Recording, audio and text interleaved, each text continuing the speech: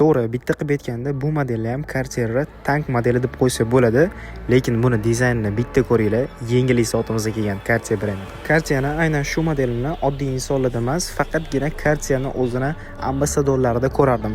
Agar sizlar sababini bilsanglar, kommentariyada yozib ketsanglar bo'ladi. Xo'p, bu soatimiz Cartier brendiga tegishli A ko'rpa bo'ladi. Soatimizni oynalari mineral bo'ladi.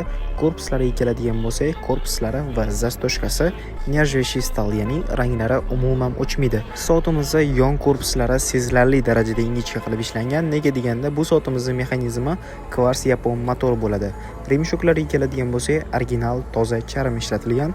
Orqa tarafida o'zini brendlari ham yozilgan. Bitta qilib aytganda, bu soatimizda tashqi ko'rinishi juda ham ideal qilib ishlangan. Xo'p, bu soatimizda ikki xil variant sotuvda mavjud. Birinchisi shu ko'rib turgan remshokli varianti ila, ikkinchisi shunaqa variant. Xo'p, bu soatlarni sizlar izohda yozilgan narxda yoki boshlang'ich to'lovsiz Mayvash do'konidan xarid qilsanglar bo'ladi.